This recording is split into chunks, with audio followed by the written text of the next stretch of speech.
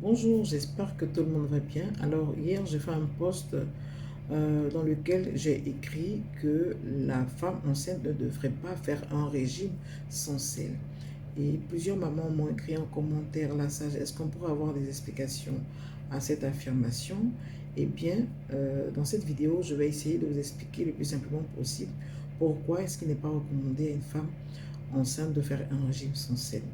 D'accord. Dans le sel de table que nous consommons, nous puisons la plus grande partie de l'iode qui se retrouve dans notre organisme. D'accord. Alors que l'iode est un élément essentiel de l'organisme humain.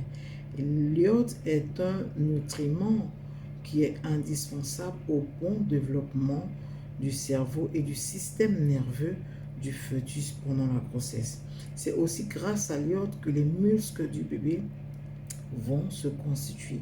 Donc l'iode est un élément essentiel dans la bonne croissance et dans le bon développement du fœtus au cours de la grossesse.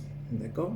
Ça, c'est de 1. Ça veut dire que dans l'alimentation de la femme enceinte, on doit retrouver suffisamment d'iode. D'autant plus que les besoins sont accrus au cours de la grossesse. C'est-à-dire que la femme enceinte a besoin de plus d'iode dans son alimentation qu'une personne normale, une personne adulte. Chez la femme enceinte, on a besoin de 200 microgrammes d'iode par jour, alors que chez un adulte normal, on a besoin de 150 microgrammes d'iode. Ça veut dire que les besoins sont augmentés, sont élevés au cours de la grossesse. Et une carence en iode pourrait entraîner donc un mauvais développement du système nerveux de l'enfant, un mauvais développement du cerveau, une mauvaise croissance du fœtus. D'accord? Et donc, une femme enceinte ne devrait pas faire un régime sans sel, sinon elle pourrait faire une carence en iode. Ça, c'est de 1. Ensuite, généralement, quand on va vous dire de ne pas manger le sel, ça sera peut-être à cause d'une hypertension. Alors que généralement, dans la prééclampsie au cours de la grossesse, l'hypertension, justement, n'est pas due à la consommation de sel. L'hypertension est due à une anomalie au niveau du placenta. Donc, faire un régime sans sel pour baisser la tension artérielle dans le cas d'une prééclampsie, ce serait inutile puisque ça n'a aucun rapport. D'accord? Souvent aussi, on va vous recommander de manger moins de sel ou alors d'arrêter de manger du sel parce que vous avez des œdèmes.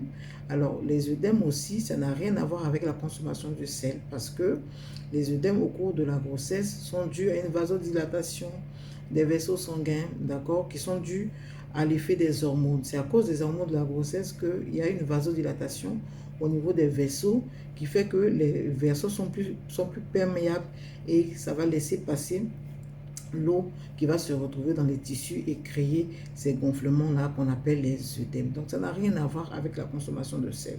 Donc, il est inutile de recommander à une femme qui risque une prééclampsie ou alors qui a des œdèmes de réduire sa consommation de sel. Ça, c'est de 1.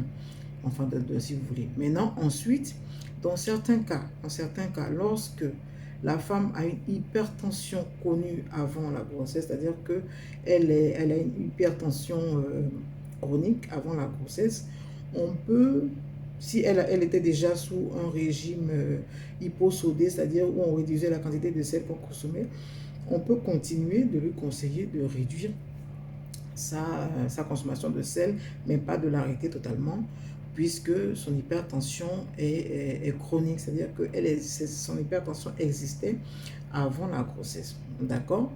Donc, la consommation de sel n'a rien à voir avec la prééclampsie ni avec les œdèmes au cours de la grossesse. Ne vous laissez surtout pas influencer par les tantis du quartier, les amis, les grandes connaisseuses qui vont vous dire non, si tes pieds sont forts, arrêtez de manger du sel. Si vous arrêtez de manger du sel, vous risquez d'avoir un mauvais développement de votre fœtus. Vous risquez aussi une chute importante de votre tension. D'accord? À cause de la vasodilatation dont je vous ai parlé tout à l'heure, généralement dans la grossesse, on a une tension qui est assez basse. Et si on fait encore un régime sans sel, la tension va encore descendre.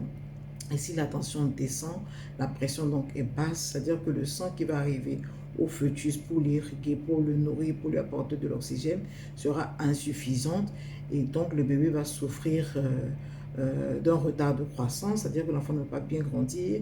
Vous allez faire un bébé de petit poids à la naissance, un bébé qui peut mourir au cours de la grossesse, un bébé, vous pouvez faire un accouchement prématuré, une fausse couche, vraiment une complication de votre grossesse due à une carence en iode. Donc, ne faites surtout pas de, de régime sans sel au cours de la grossesse et consultez surtout votre médecin ou alors votre sage-femme quand vous avez un problème particulier. Bisous.